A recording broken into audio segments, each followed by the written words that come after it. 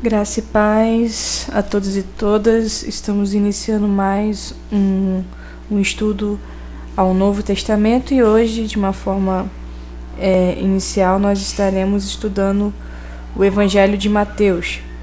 Hoje nós estaremos conhecendo um pouquinho da estrutura, da mensagem que ele passa, do qual é o foco, da mensagem, para quem foi escrito esse Evangelho. De primeira, nós vamos ver que o Evangelho de Mateus, cada Evangelho ele tem uma ênfase. E o Evangelho de Mateus, ele traz uma mensagem que nós, ao observarmos o Evangelho, a gente percebe que é uma ponte. Ou seja, o que seria isso?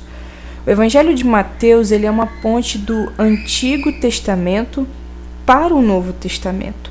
Então, quando nós olharmos para o Evangelho de Mateus, a gente precisa entender que ele é uma ponte. Ele liga a tradição passada com a nova fé.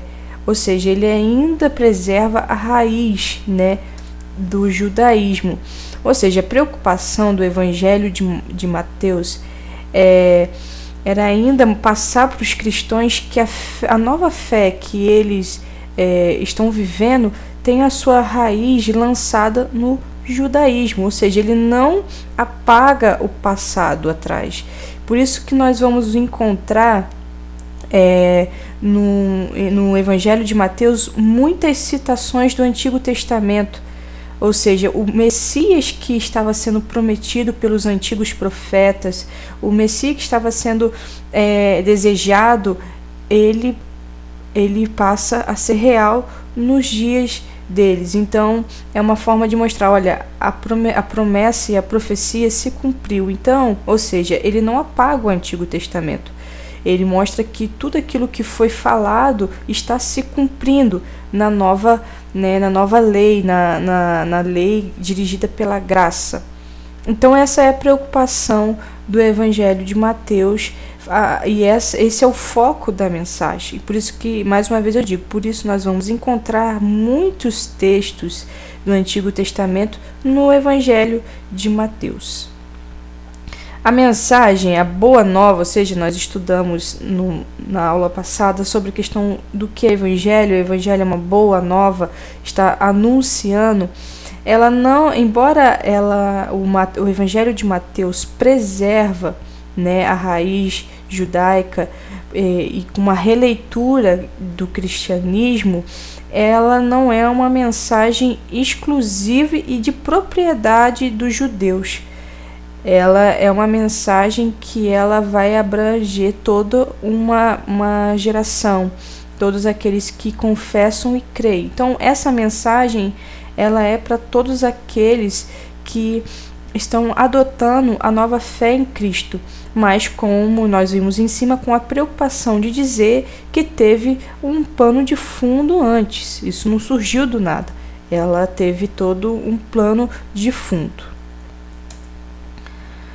Bom, nós precisamos entender algumas informações para a gente entender sobre como foi formado o Evangelho de Mateus.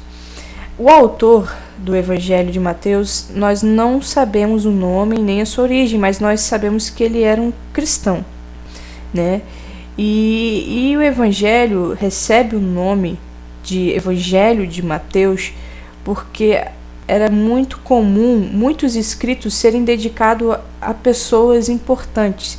Então, esse autor que nós não conhecemos o nome, ele dedica o Evangelho ao apóstolo Mateus. E a inspiração da escrita, ela é baseada no Evangelho de Marcos. Embora o Evangelho de Marcos ele seja o segundo ali, no cânones, ele foi o primeiro a ser escrito. E ele foi fonte de inspiração para o Evangelho de Mateus, na construção do Evangelho de Mateus. Bom, nós também aprendemos na aula passada que todo o Evangelho ele é endereçado para uma pessoa ou para uma comunidade.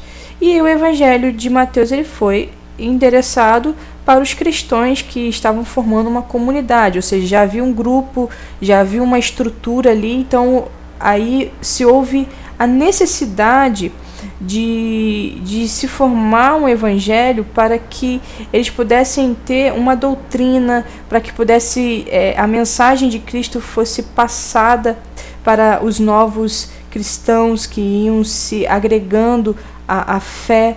Então, porque nós vamos ver, quando a gente teve as aulas do Antigo Testamento, que havia uma tradição oral, ou seja, a mensagem de Deus era dita oralmente, pela fala.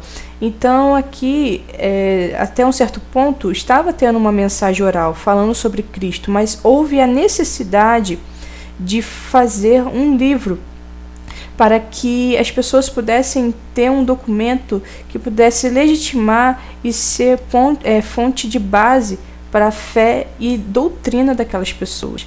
Então aqui nós vamos ver também que o foco era mostrar Cristo como o Messias prometido do Antigo Testamento. Então qual era o foco dessa mensagem para essa comunidade? Fala assim: comunidade, o Messias a qual foi tão esperado, foi tão ansiado, ele veio, ele morreu e ele ressuscitou, e hoje nós temos a nossa fé e a promessa desse Deus, desse Cristo que vive para todo sempre e que nos resgatou de toda uma condenação. Esse é o enfoque. E também mostra uma mensagem de revolucionária de Jesus. Por quê?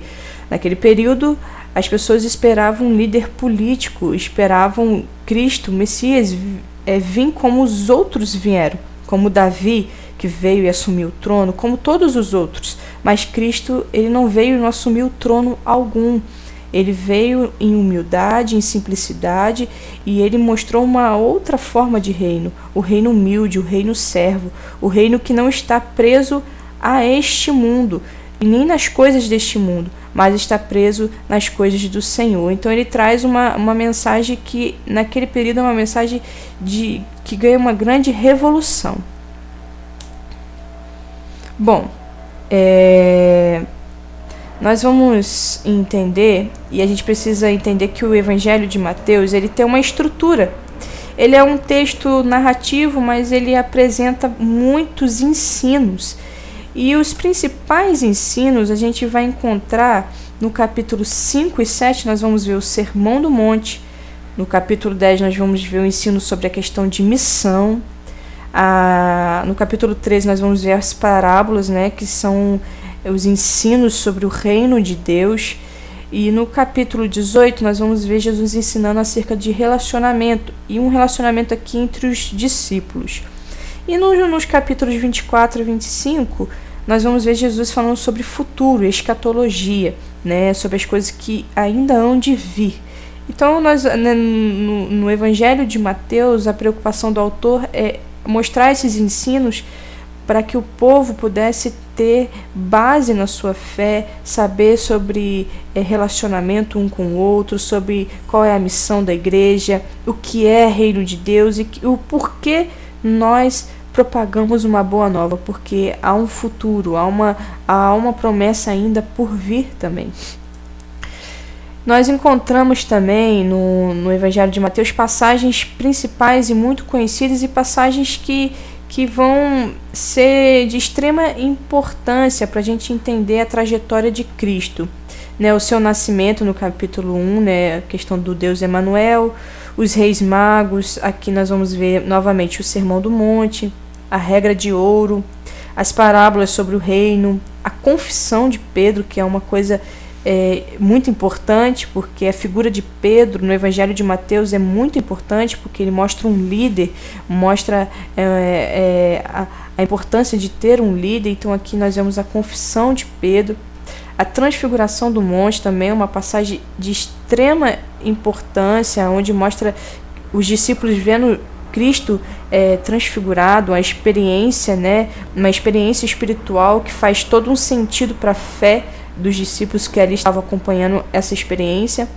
Jesus e as crianças é uma outra passagem muito importante no Evangelho de Mateus, onde mostra que Jesus ele recebe o indiferente, porque as crianças eram vistas como as impuras, aquelas que tocavam no chão, que botavam a mão em qualquer lugar, e Jesus recebe as crianças com todo amor e carinho, aonde toda a sociedade a repreendia por considerar elas impuras. Nós vemos também a passagem do jovem rico, uma passagem onde Jesus, ele ali naquele diálogo com aquele menino tão dedicado às leis, e Jesus ele traz uma nova proposta de salvação, um novo entendimento, e a gente observa a reação desse jovem. Nós vemos também a questão do tributo a César, o grande mandamento e o tema de escatologia, ou seja, de futuro, e a última semana de Jesus. Todas essas passagens que nós aqui destacamos, nós iremos, a partir das próximas aulas, nos aprofundar em cada uma delas, estudar especificamente a mensagem a qual Mateus ele passa para a comunidade acerca dessas passagens. Então nós podemos entender, todo o Evangelho de Mateus, o foco dele é ele ser uma ponte, o foco dele é mostrar para os novos cristãos que há uma raiz, que há uma base na fé deles, que há um Messias que foi desejado lá atrás e que hoje eles servem e que hoje é o motivo de toda a nossa fé. Enfim, na próxima aula nós iremos estudar os ensinamentos de Jesus, entender o Sermão do Monte, entender cada passagem que foi dita aqui, nós iremos nos aprofundar. Bom, eu desejo a vocês um bom estudo, que Deus possa abençoar e possa abrir a mente de vocês e fazer com que vocês tenham cada dia mais fome e sede de entendimento da palavra do Senhor.